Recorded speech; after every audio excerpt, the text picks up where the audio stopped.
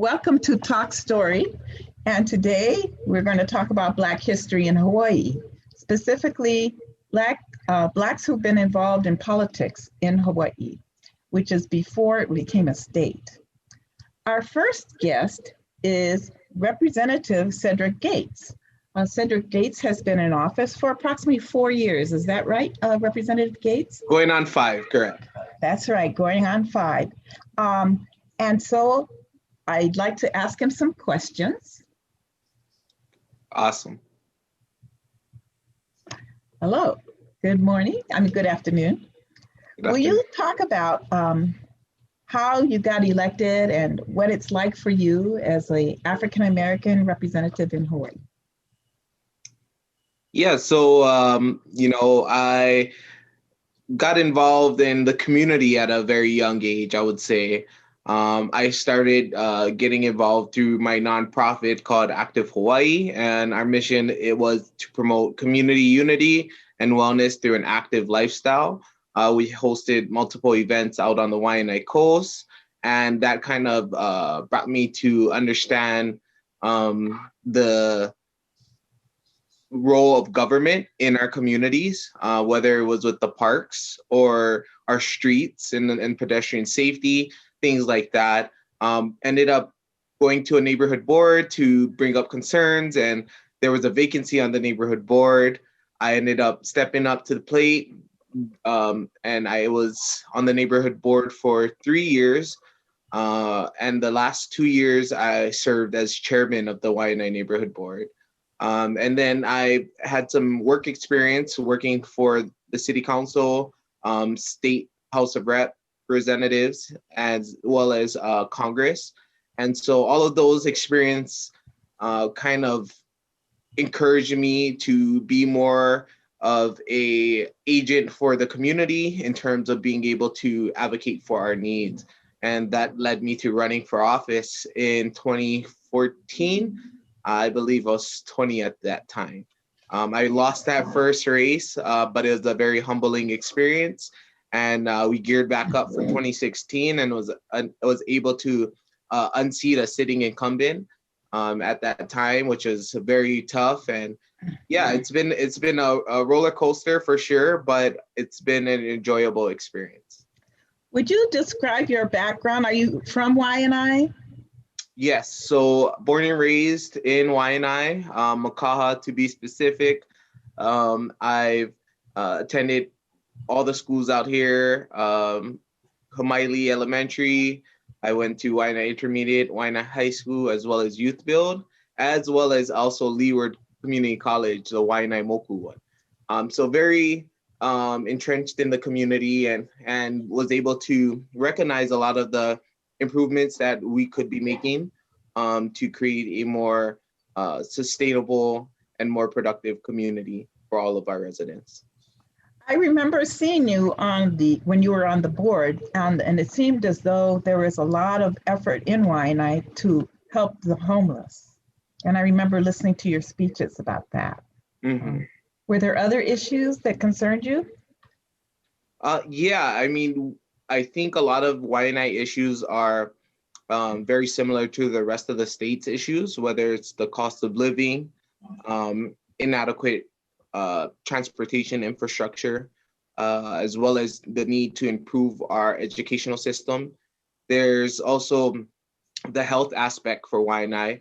One of the things that I had the privilege of doing is sitting on Waianae Comprehensive Health Center's board of directors for about 2.5 years before I got elected. And one of the benefits of sitting on that board was that I got to see a lot of the data that Waianae Comp works with. And it's alarming to see, I guess, the health conditions that our residents are facing out here compared to the rest of the state. And, that can be due to a number of factors, whether it's diet or healthy options in the community, or having, again, infrastructure to promote a healthy lifestyle. So there was a lot of those things that caught my attention that made me want to get more active and see how I can support our community by getting those resources and services out there for residents. Thank you. Now that you're in the legislature, are there any specific bills that you want to see passed? Yeah, so we're working on numerous bills right now. Some of the things that I personally worked on is in the criminal justice system, trying to improve our correctional system by not allowing for those that are rich who do crimes to be able to be on a different playing field as those with no money doing the same crime. So we introduced bail reform to address some of those things. Also, one of the other big components of dealing with the ills of our community, such as homelessness, is getting more services, wraparound services, whether it's mental health issues, substance abuse issues, or even housing issues. That is something that we're working on right now in the legislature. One of the bills that I'm proud to introduce and have got signed into law is the Ohana Zone bill. And that bill was inspired by Pu Honua o Waianae. We were Auntie Twinkle, the leader of the encampment at Waianae Boat Harbor, came up with the idea, start a nonprofit. Let's try to create, low cost modular units for those experiencing homelessness to access.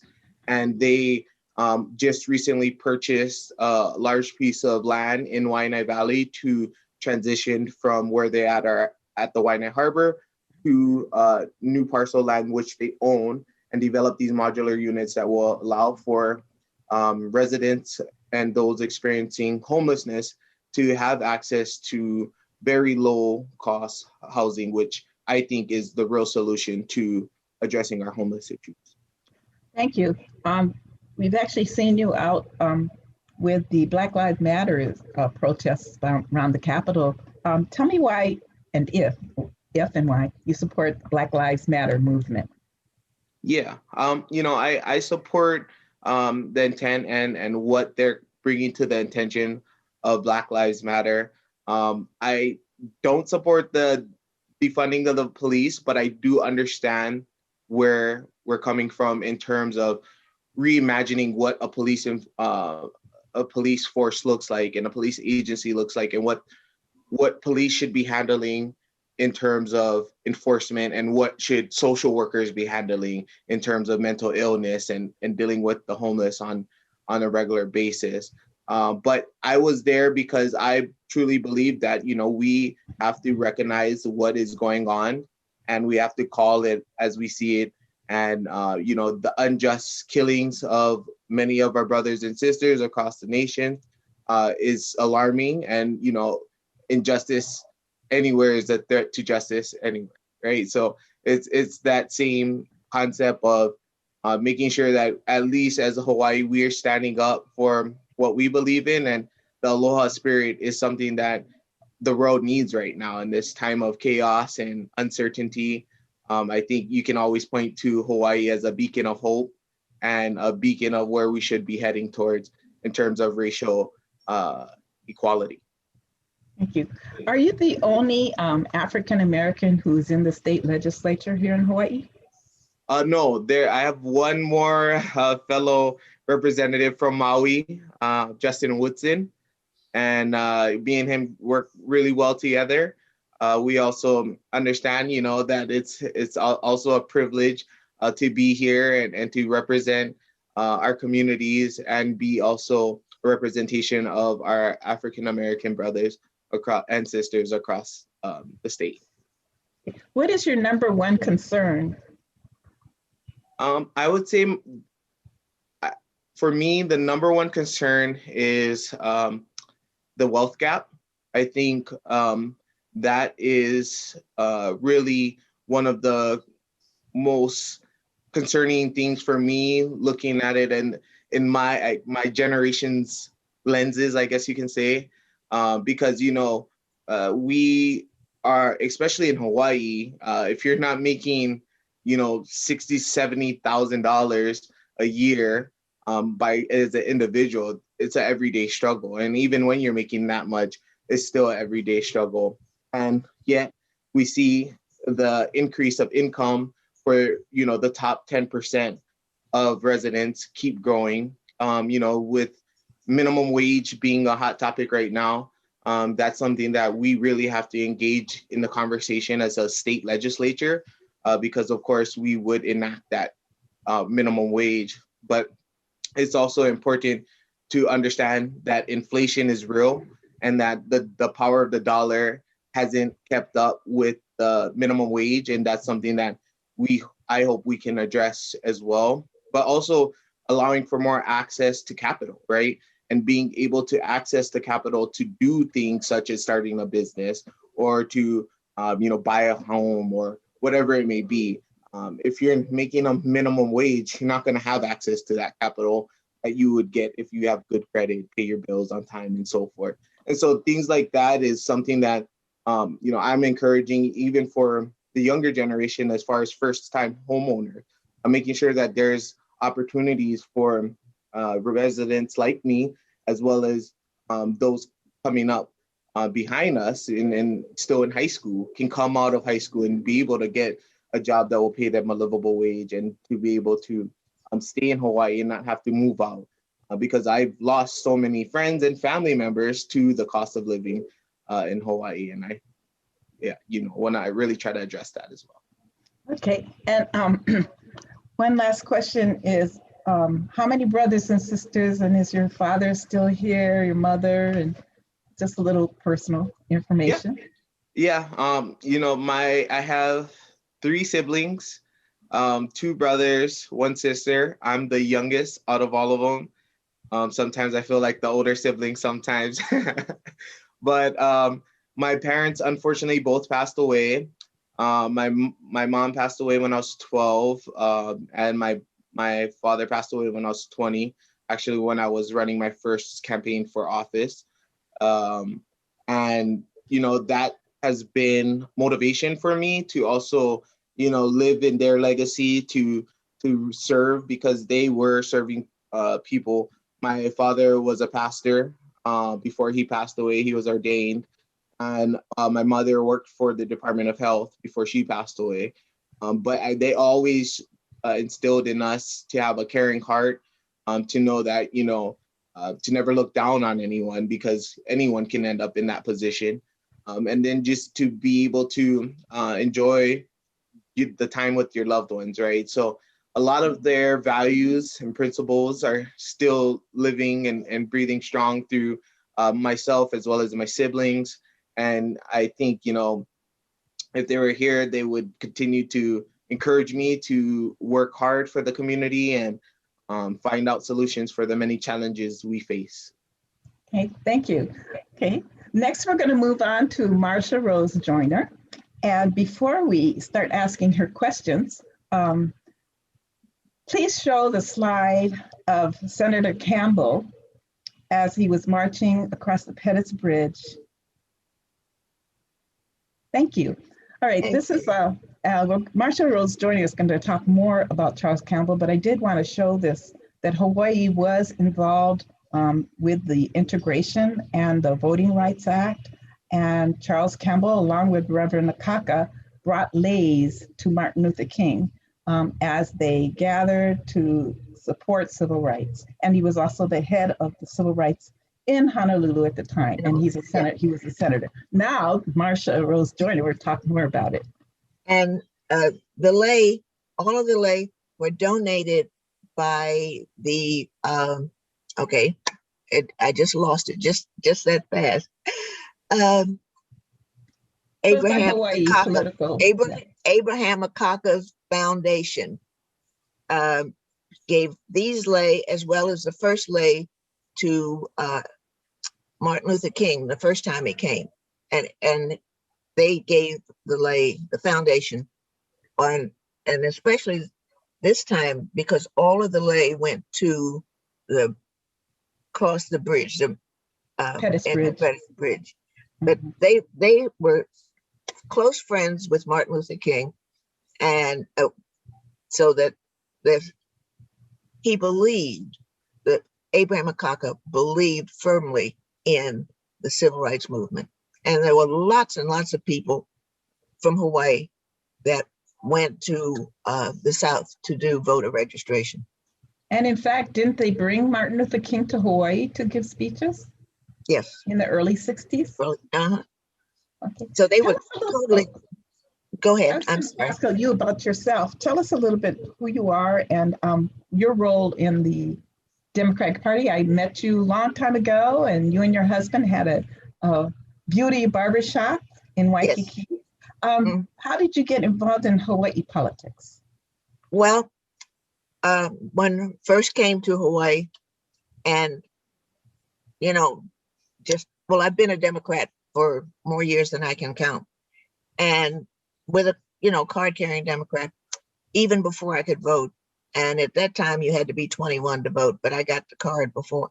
However, we'll move fast in Hawaii, and I went to apply for a job with Frank Fossey. And in those days, all of the assistants, office workers, were party carrying. So I got a Democratic Party. And so I asked him, Frank Fossey, I said, but I thought it was supposed to be a two-party system. He said it is. Both of them are Democrats. One was the Guild faction and one was the Burns faction. And but that was the very beginning. And I was the first employee of the satellite city halls. And when they first began, when they said, let's try this. And so all of the people at the different satellite city halls were all activists, like Frenchie DeSoto, Happy Hano Hano, Gail Regine, and even John Wahe he wasn't exactly satellite city hall, but he was in the same business. And that's how, we all met, and all of these people came together. And then, of course, immediately, or it seems like this was 1971, and then there was the Constitutional Convention in 72, maybe. And then every Hawaiian was busy running for CONCON. And that, again, I campaigned for John. I told John I've campaigned for him every time. And so that was the beginning, the very beginning of my time within the party. And since you've been in the party, you've done some very impressive things. Weren't you also, in addition to being a delegate, you were also one of the first persons who were in the Electoral College? Yep. I took it off the wall to show it to you. Oh, wonderful. Can you see? Yes. What year is that? 1988. Tell us about what the Electoral College. That was a great, that's the best story yet. Okay. 1988, we were with Dukakis. And of course, we were one of the very few states that went for Dukakis.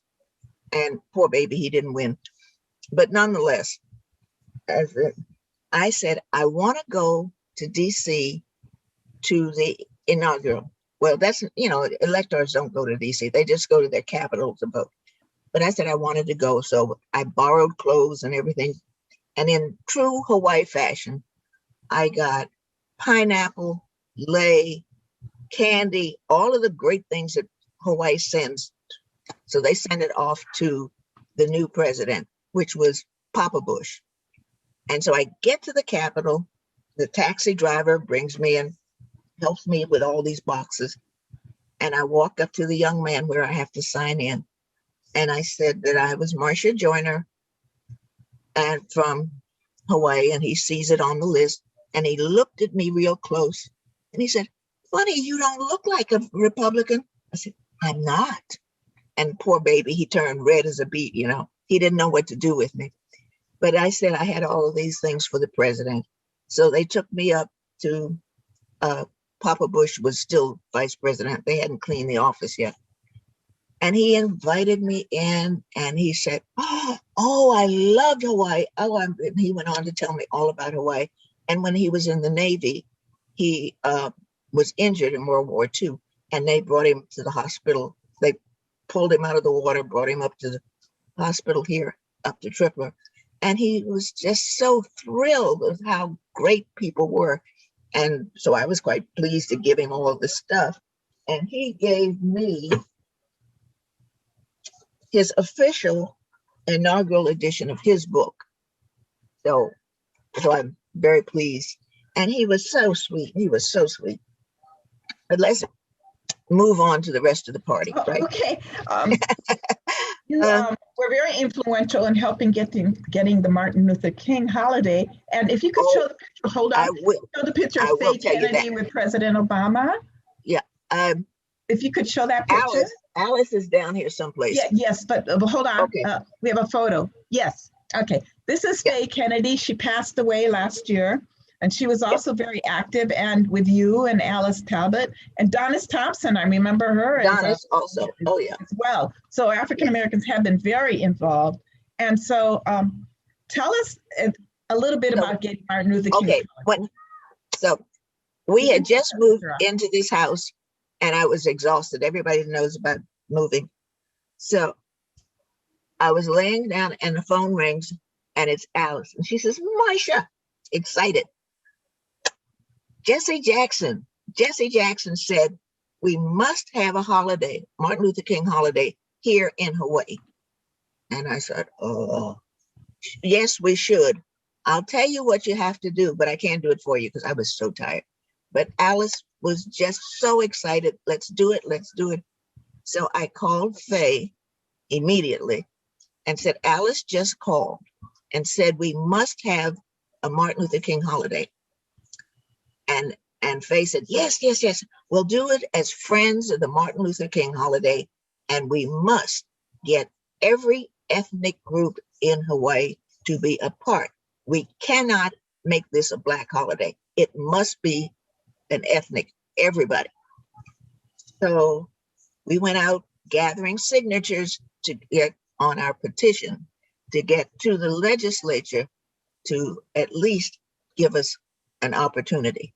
And every Black person you know, and some you don't know, came out, turned out. It took 2 years of constant knocking on doors, ringing bells, everything, everybody. I've never seen so many people turn out for anything. But everybody you know, and you know, and you know, everybody turned out for 2 years to campaign for this holiday. Mm-hmm. And it took a lot of work. I know Alice Talbot was involved, you, Andre, myself, everybody, marching in the Capitol. Everybody. We had Patsy Mink leading. I'll tell you my Patsy story real quick. We're coming down the end, and everybody's there, and it was a conference. You know how conference goes. Conference, as you have some of the House and some of the Senate, and they're all together. And really, we weren't supposed to be in the room, but it was packed. And then they were said, well, we got to do, the union said, we're all for this, but we got to get rid of, we can't have another holiday. So someone suggested, well, you just get rid of a holiday. Fine, the union was okay with that. But it was what holiday? And I said real quietly, because I wasn't supposed to be there. I said, well, we could get rid of Good Friday because I'm the only Catholic in the bunch.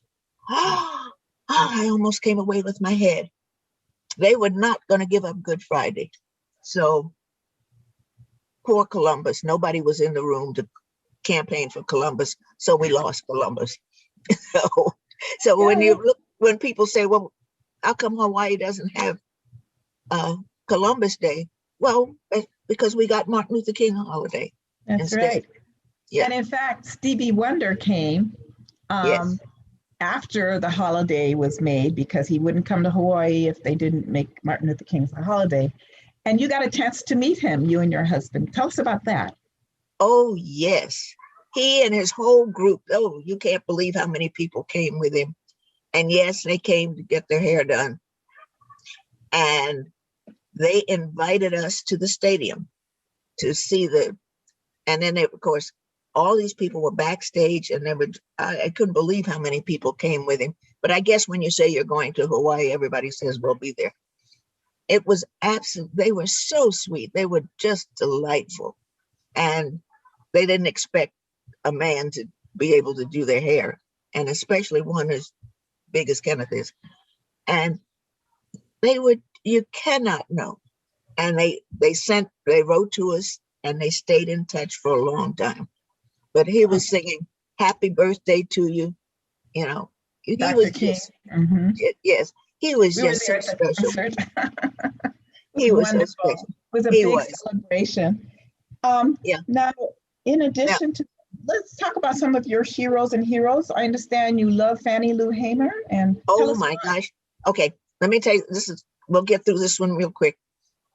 1964. We were stationed in New Jersey, and because my husband at the time only made $350 a month in the Air Force, and Senator Douglas from Illinois was trying to close the commissaries, and so several wives, we got together and said, we will go to Atlantic City and boycott Senator Douglas. We can't be without food. So we gather up and go down to New Jersey, down to Atlantic City. And I had one baby girl and 99 months pregnant, but we're down there on the boardwalk, and oh my God, I've never seen so many people. All of Fannie Lou Hamer's people came from Mississippi and everywhere to campaign at the convention, That's the Democratic Convention. Freedom And Democrats. Democratic Convention. And the delegation from Mississippi was all male and all white. That's the one that was seated. But Fannie Lou Hamer, go ahead. I'm sorry. And so, they ushered her in, and of course, there's all these Black people. So I'm here with the stroller, and they said, okay, the police, we all look alike. So the police ushered us all in together. But they were not going to seat her, the rest of the Mississippi delegation, even though they were Black and white, male and female. They were not going to seat her. And she did this great speech on the air, and I'm sure everybody has seen it over all these years. And the president, LBJ, tried his best to get her off the air. And however, because it had been recorded, at the end of the day, the news people showed it everywhere, and people were calling in, give her our seats, and seat her. But they weren't going to do that. She did campaign with the state and with the party, and that since then, since 1968 was when it went into effect, every delegation to the convention must be Black and white, male and female. And in Hawaii, of course, we've got all these other ethnic groups. But that was, I adore that woman. Absolutely. She fought so hard. The integration of the Democratic Party. That was the integration of the Democratic Party. But while we're talking about changes in the party, Jesse Jackson, who of course was the Rainbow Coalition, the one that Alice fell in love with, Jesse Jackson ran for president in 1984. And because of the way the party was, the caucuses were set up, he lost because he only got 5 of the caucuses all across all 50 states. And he campaigned to change that. So by the time he ran for 1988. The party, he had enough people that had Black people, pink people, I don't know, that had already taken positions in the party. So they campaigned so that they changed the caucus. So now you get whoever you win, whatever amount you win, that's what you get. So you don't get the whole state, which is how he lost. And so that changed the party. And now, of course, it works different. And he was the first person to run for president to suggest that a woman be on the ballot as vice president. So if you might remember, they treated her so bad. They treated her so bad because her husband, Geraldine Ferrara, her husband was Italian. So they said that he was whatever they're biased, prejudice, yeah. Yes. But that wasn't Jesse Jackson's selection. No, he wasn't. No, it was his idea. Okay. And he was the one that campaigned for a woman to be on the ballot. Okay, let me move on to something more personal. Okay. Your husband, Ken Joyner, was also placed on the board for the barbers here in Hawaii. He was in fact, he was the very first Black, we were the first Black to own a couple of beauty salons. And then Ben Cayetano put him on the board of barber and cosmetology. And that was 19. Do you have a picture that you want to show us? I texted to you. Oh, I couldn't get text, sorry. Oh, okay. Okay. Well, I'll just say as a plug for you guys is that when I first moved to Hawaii, I had my hair done at your shop and I met you and Ken there. Well, that was the reason that we even got a shop, is because I told Ken, there's nobody to do my hair. That was as well, all Black women don't know that's an issue. But that was the whole idea was,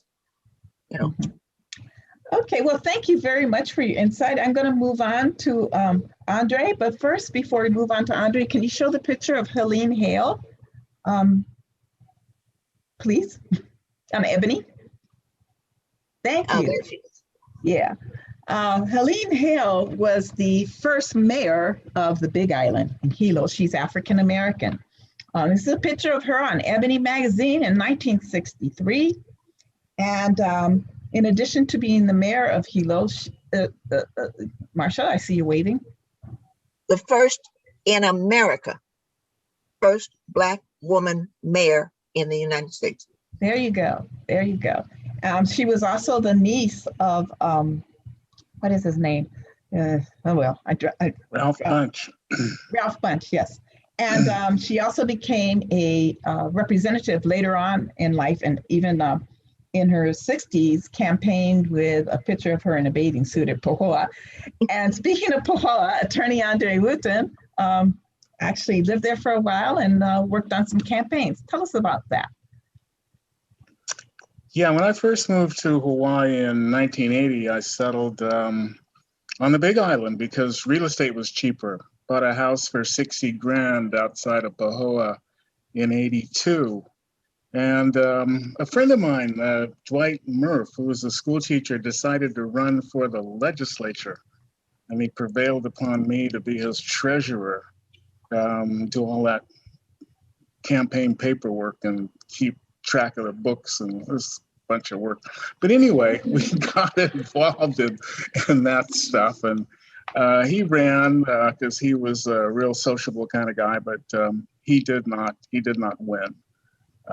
It's interesting. Historically speaking, the Democrats were the party of the Confederacy, the Republicans being the party of Lincoln, freeing the slaves and such. My stepfather, Charlie Stokes, was elected to the Washington State Legislature in 1950. And he used to say, his father was a preacher.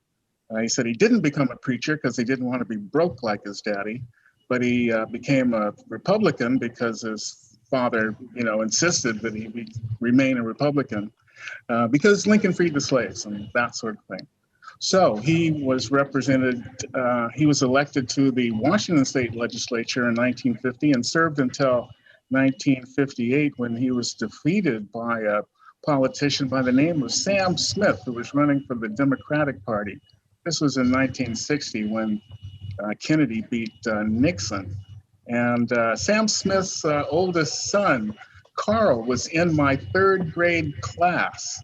And I do remember the class dividing up as to which side they were going to vote for. And then Carl's daddy won, which was interesting. Ultimately, my father became the first Black judge in King County, and Sam Smith became first Black member of the city council in Seattle. And one day I got a call. There's a bunch of feedback in somebody's loop there.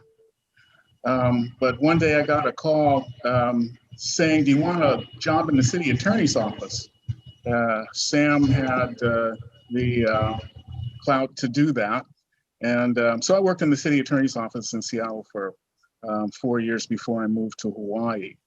I never voted for a Republican. All the people I've ever voted for have been Democrats, with McGovern being the first one, voting against the Vietnam War and such. It's been a quite interesting phenomenon to see the Republicans flip like it has. With the civil rights battle and Trump running away with the certain element of it, and that element that Trump has run away with has always, I think, been an essential part of America, because the Constitution was written with a color bias code in it. 3/5 of a person, and you can't end slavery until 1888, and various other conventions. But of course, the Constitution has evolved, and we hope it will continue to evolve. Now, I just saw a question to ask where your Wooten family is from. We were brought into Texas as slaves in 1840. Through the port of Galveston, and marched about 200 miles up the road north of Houston to a place called Crockett, Texas, and we were sold on the block then. By 1900, my great-grandparents had acquired 500 acres of Texas, even though they left that slavery experience with absolutely nothing. We were exploited by a person by the name of Rogers. And so we intentionally did not take that name. We took the name Wooten. And I really don't know why, other than Wooten did us a service. And I don't know what it was. I suspect it may have been the fact that my great-grandfather worked for a sawmill. And now I understand that our family farm, our little 1,500 acres of Texas, is in the Davy Crockett National Forest to this day. My great-grandparents had 500 acres. They had 4 boys, so each of the boys got 125 acres. My grandfather had 12 kids and left each of his 125 acres of Texas. So I keep my contacts in Texas. I talked to my aunt yesterday, who was saying that the snow was melting out in the country where our farm is and where her farm is. And some of her pipes had burst, and she got a plumber in there to start fixing those pipes and stuff. But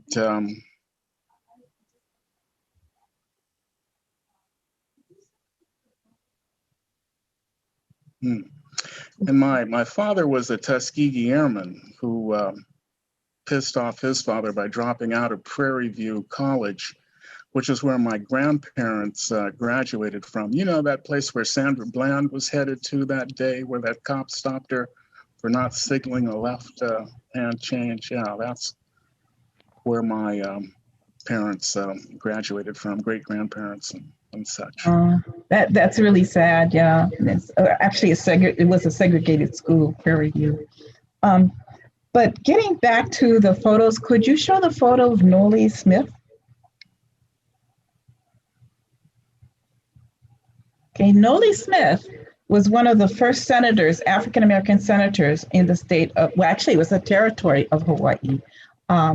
He was very outspoken, and he is a picture of him with his leis on, and he fought for civil rights while he was here. But guess what? He was a Republican. Just like Andre's father was a Republican, Noli Smith was a Republican because, again, during those ages, and I think it was 1930s and 40s, the Republicans were the party of Lincoln, and the Democrats were Dixiecrats.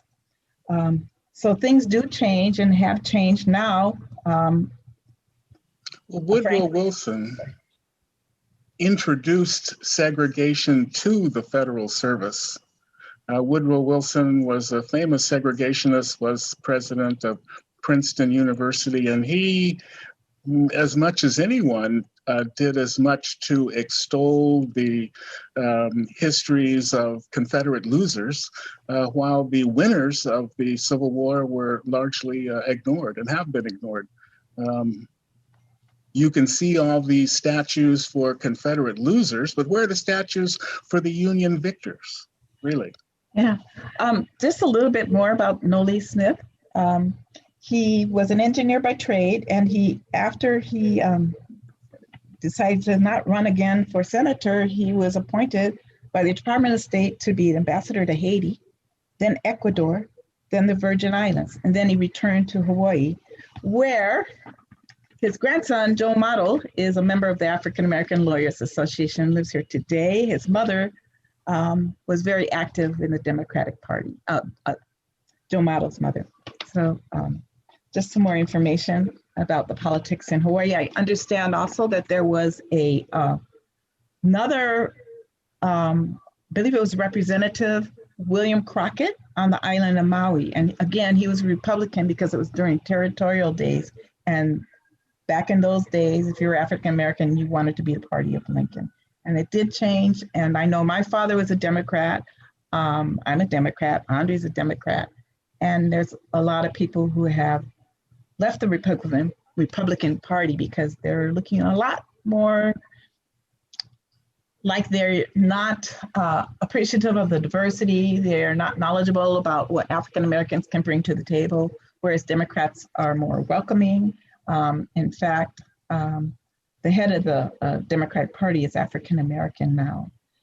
And of course, we had Barack Obama, an African American president. So I'd like to ask of the panel, is there anything else you'd like to talk about? I'd like to talk about the Proud Boy from Texas who came over to Hawaii and just got arrested and charged with conspiracy.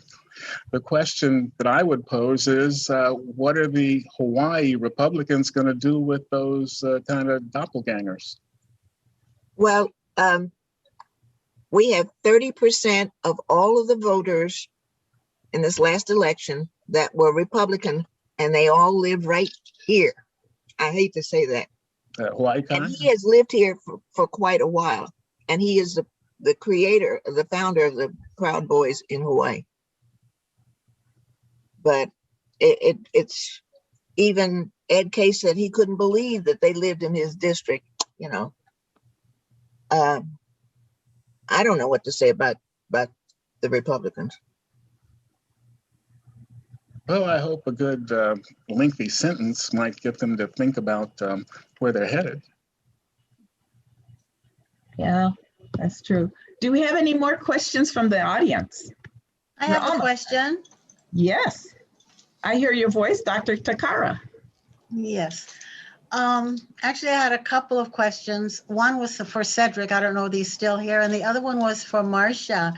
And I know that her family newspaper was quite prominent in the beginnings of, or in the early days in, what was it, Maryland, for the Black community. And being around such editors and publishers and news people, I was wondering how that has influenced your participation in politics, and then how, as you've moved forward in years, the peace element that has become a part of your platform as well, has all been influenced by growing up in this incredible community of publishers, this incredible family, excuse me, of publishers of the Black community.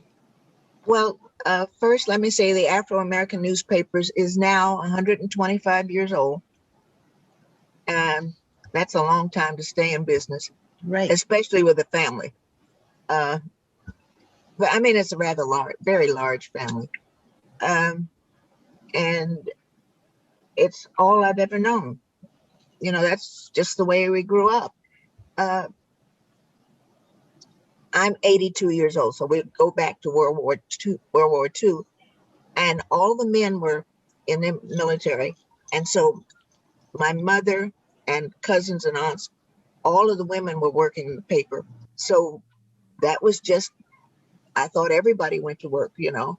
That was just what you do when you don't have anything else as little kids.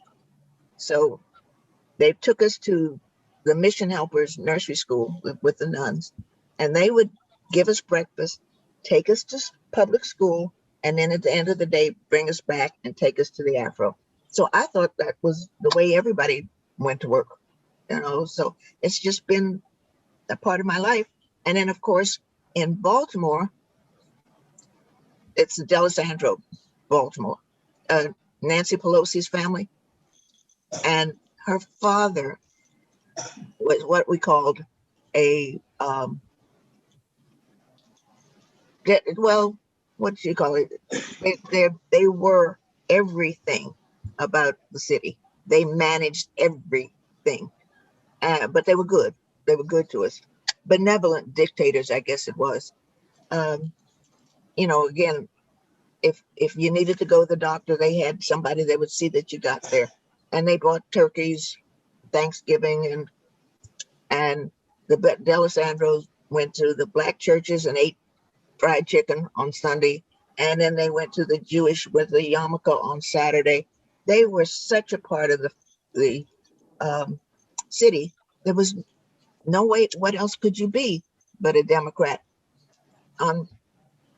When the Kennedys came to town to 1960, 1960, and I was part of the Student Nonviolent Coordinating Committee, and we were busy being activists, of course.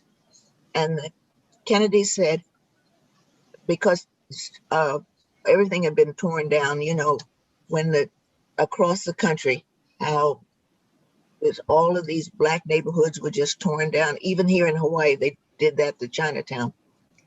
And so the Kennedy said, people said, if you kids will go and find all of those people that were wiped out, bring them back, get them registered to vote. Okay. So here we are out in the street registering people to vote. Black, white, pink, green, you know. And all the men were adored Mrs. Kennedy. So the idea, we're going to register for her. So anyway, we get 40,000 people, $40,000 from them. And I'm on the corner waving people in to get them registered. So Mr. D'Alessandro, the father, he said, honey bun, run, go as far away from here as you can. Do not get involved in this political thing. It will consume you for the rest of your life. Go, run, which of course I didn't do. So here I am after all those years. I didn't do that either. Thank you. So I think, Cedric, are you there? I'm here. Okay, go ahead and ask the question. Hi, I'm Catherine Takara. I've met you before. Yes. But my question was, have you been able to get an accurate or somewhat accurate assessment of African Americans living in your district and also Hawaiian African Americans that live in your district? And is there any sense of cultural community amongst them, or is everyone just kind of spread out in the larger multicultural, diverse community? Yeah, so definitely being African American, you kind of stand out, and you kind of see those people that look similar to you, and some of them maybe even Hawaiian. But actually, for the statistics part of it, I think about 2 to 3% of my district population is considered African American. Which would mean what in numbers? Um, I believe maybe like 200 to 300. Okay, thank you. Go Yeah, ahead. yeah. So yeah, definitely I've had a lot of those individuals reach out to me in the time of when my banners was being vandalized and things of that nature. You've seen a lot of that community come out in support, and that was very pleasing for me, especially when going through the madness of running a campaign and then having racial slurs written on your campaign banners. It was very positive for me to be able to engage with them. And yeah, I think there is a small coalition, I guess you can say, of brothers and sisters out here, encouraging me and also offering me advice and things that they think that we could improve as the state or the city in the community. So my experience has been very positive, and I think that I hope we can create more opportunities for us to engage on that level. And then the Black Hawaiians, do they identify Hawaiian, or do they identify with some sense of Blackness or culturally, or? Yeah, I think I actually have ran into a handful of people just like me, where either you're half Black, half Samoan, or half Black, half Hawaiian, and it's very easy to relate because we all know, we may have that other half of Samoan, but on the outside, the first thing people are thinking, this guy is a Black person. So, but I think the culture and the community here has been very welcoming in terms of having those conversations and also just doing our everyday routine, right? And not having to feel like we're outsiders or things of that nature. I asked that question. I just had one more comment, and that was I taught Black history at UH for about 30 years, maybe 20 some years plus French. But I had students from that area that were either Hapa or had grown up in that area. And many of them were stereotyped by the community, and very little was expected of them. They were expected to smoke dope. They were expected to join with the maybe not the law-abiding group. And many of them, and I didn't have many, but of those that I had, they felt that their parents, the mothers in particular, didn't know anything about Black history. And so they grew up with more of a sense of being Hawaiian or whatever the ethnicity was of the mother, and were totally happily surprised to find out that Blacks had contributed substantially to American culture, history, et cetera, et cetera.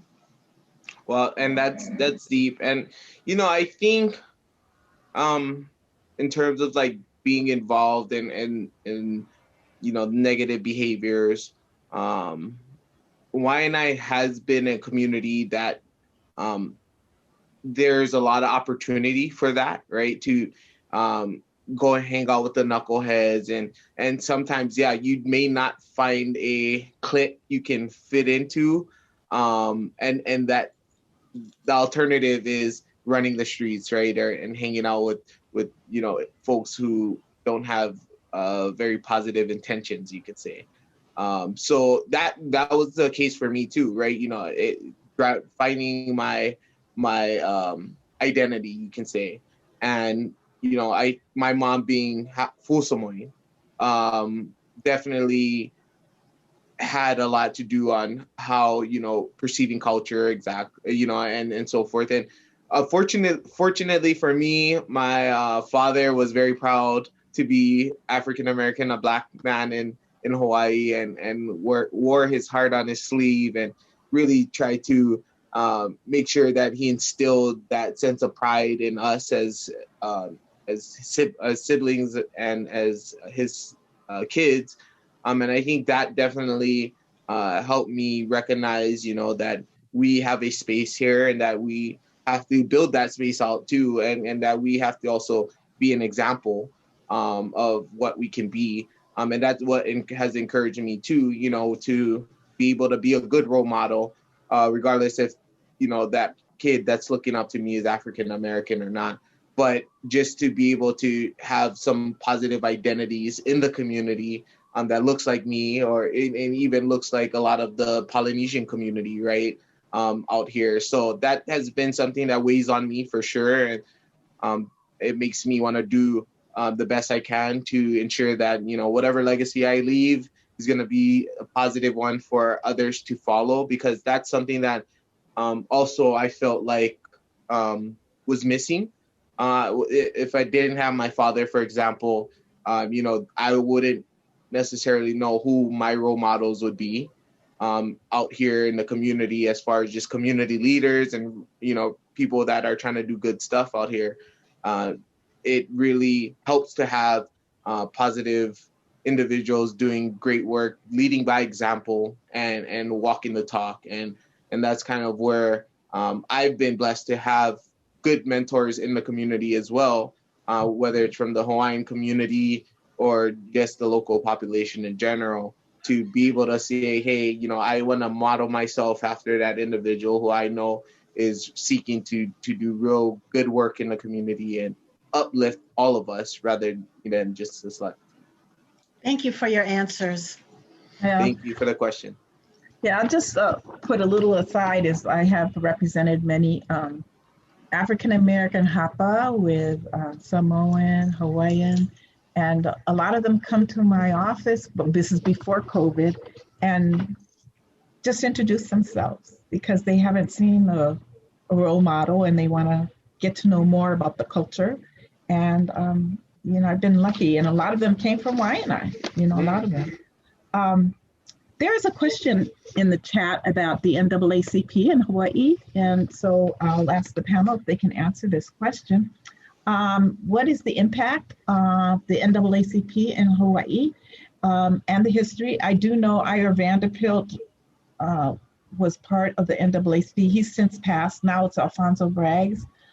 But back in the 60s, a lot of African-American men could not go to bars or hotels, and there was a lot of discrimination. At NAACP brought this up to, I think it was Mayor Fossey, who eventually put in charge of the Honolulu Liquor Commission, Dr. Edwards. And when he's an African-American doctor, and when he became the head of the Honolulu Liquor Commission, those bars who were discriminating lost their license. And yes, Marsha. It was, very early before we came, in the 50s, I guess it was, when you had so many military. And then, during Vietnam, this looked like an occupied city because of all the troops that came here for R&R. And there were several, the NAACP worked their butts off about all of the problems that presented. And that was very, well, I'm sure it was in the 50s, because that's as far back as I remember. Even in the 80s, I remember Sandra did that case against Spats and got their license suspended for, a weekend. They had to give the receipts to the NAACP, like $50,000 penalty. And that was in the 80s. Dr. Martin Luther King ball at the hotel where Spats was located for free as a result of what happened. Yeah. A time or two. I just wanted to tell you about Crockett. Absolutely, that there is such a place as Crockett, Texas. I went to Mary Allen State Teachers College in Crockett. Oh. If you can imagine such a thing. You know, Crockett is midway between Dallas and Houston, right on what they call the Big Thicket, the highway that runs all the way through. And that was, I didn't dream anybody else knew where it was or Oh, why. it's backwoods. It's real backwoods. But I've been going there since the first time I went there. I was 3 years old in 1951. And this was before the Brown versus Board of Education case was decided. And I certainly remember when that was decided. I was 6, and my father was a lawyer in those days. So, I mean, we paid attention to those things. But one thing I would say, I mean, we've got Barack Obama, the famous Hawaii resident and person with Hawaii roots, who's gone on to arguably great success on the mainland. That should inspire, African American kids born in Hawaii to recognize that there is no horizon, there is no ceiling. It's their imagination is the challenge that they have to fulfill, to find skills to activate their imaginations. Well, in the Pacific, all those islands out there, I was a guest speaker right at the time that he was inaugurated. And those kids were so proud.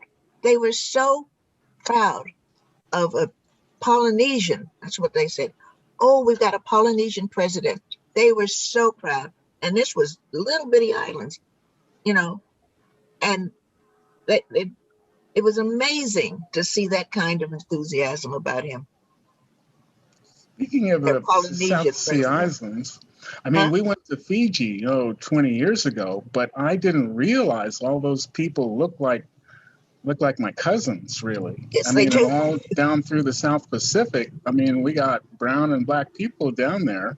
And even in Fiji, in the National Museum, there was a plaque that said that they originally came from Thebes, Egypt, which is the city called Luxor these days, which is where King Tut's tomb is across the river over there with the Valley of the Kings and such. Mm-hmm.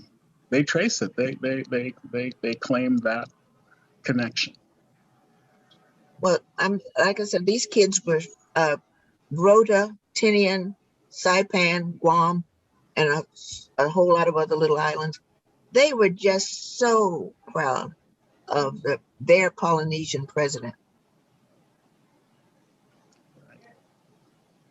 Here's somebody that says when they went to Bali last year, they did not know where Hawaii was, but knew Barack Obama was president of the U.S. That's because he went to school in Bali. He went to school in Indonesia. His mother married. Jakarta. Yeah. He spent time. There's pictures of Barack Obama all over Bali because we went 2 years ago. Pictures of Bob Marley all over Bali. Yes, both of the above. Well, does anybody else want to say anything? Because I think we're winding down. But thank all of you. Alice had something to say. Yes. Yes, Alice. Where is she? Okay. There was a couple of things. I don't know if anybody knows about the black newspaper that was here right after the Martin Luther King holiday. Remember that? Yes. You're talking about Afro Hawaii News? That's right. Yeah. That was fun. And the other thing I wanted to know, does anybody know about the detail about the Republican Party? They changed the head of the Republican Party here in Hawaii when the Proud Boy got in trouble. Something about the president of the Republican Party here in Hawaii wrote some kind of letter that was controversial, supporting Trump, and she resigned. Well, she didn't do it. Somebody else on her staff did. Okay, I don't know the details. I just wanted to know if anybody knew about that. Well, she did resign. She resigned. What was that about? Why did she resign? Oh, after the Proud Boys, and he's in across the country. I just saw it yesterday. 100,000 ordinary Republicans have resigned since this Trump mess. They wanted to be a different kind of Republic. They didn't want to be part of. They're conservatives, but they're not anarchists or basically traitors. Mm-hmm. Yeah. So they didn't want to be a part of that.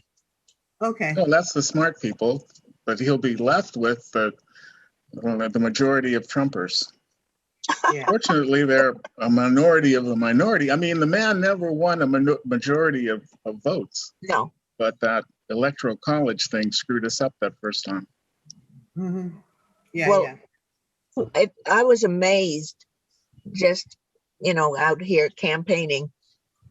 And I was amazed the first time I saw it, the Trump signs all in the back where the very wealthy people live. Honestly, throughout there was Trump signs, both elections. Yes. Well, it's that dog whistle. He's also a caravan in George Kaneohe. Wallace with money before he got shot. Yeah. The caravan, Alice, we had one, a boat parade or a caravan or whatever you want to call it. And I'm not talking about little bitty things. I'm talking about real big boats and big flags that said Trump and making America great again. And oh my, I was just make America racist again. Yeah, I was amazed just looking at all of those. And, they go right past here where I live and out into the ocean. And my God, I couldn't believe this. Yeah. Well, the Trump thing is over when Kim Kardashian filed for divorce against Kanye West. Okay, on that note, I want to thank my guests who are very knowledgeable about African-American politics in Hawaii for Black History Month. And I appreciate it and just realize that we're here, we're trying to do something positive, and hopefully we have another show. Well, where did Alice go? Anyway, I'm here.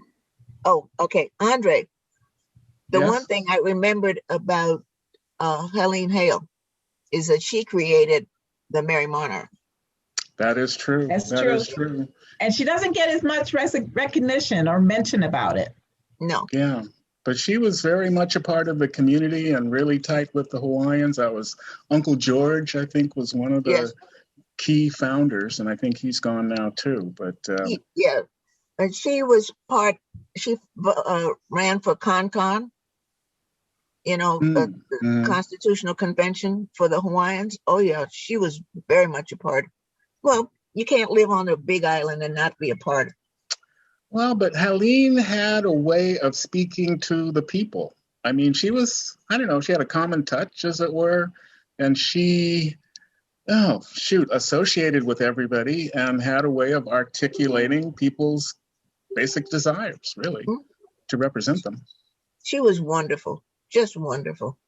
And she also, her whole, I think, goal was to provide peace in the world, do away with racism, but to provide peace. She was very anti-war. So I'm sorry. We mentioned Donis Thompson, Dr. Donis Thompson, very active in the Democratic Party. Yes, and I just want a couple of little things. Right after the CONCON, and all of these things were about the Hawaiians. And one of the things was in the Constitutional Convention is that Hawaiian culture would be taught in the public schools. Donis becomes the, what do you call it? Superintendent of schools. She attempts to do that, following the directions, and she got fired. Yeah. Yeah. But she's trying to follow the directions, trying to do what the Constitution said. Pennybacker did it, yeah. Something other. Yes. Okay, well, thank you all. And if anybody wants to follow further up, maybe we'll have another session, but you can also contact us. So this is Marsha Joyner, Andre Wooten, and Cedric Gates, and Daphne Barbee Wooten. Thank you for attending. Aloha. And where's Cedric? Where's Cedric? Where's Cedric? Oh, there he is. You know, Bye. he's my baby. I had to threaten to kill somebody, so they leave him alone. Thanks. You guys take care.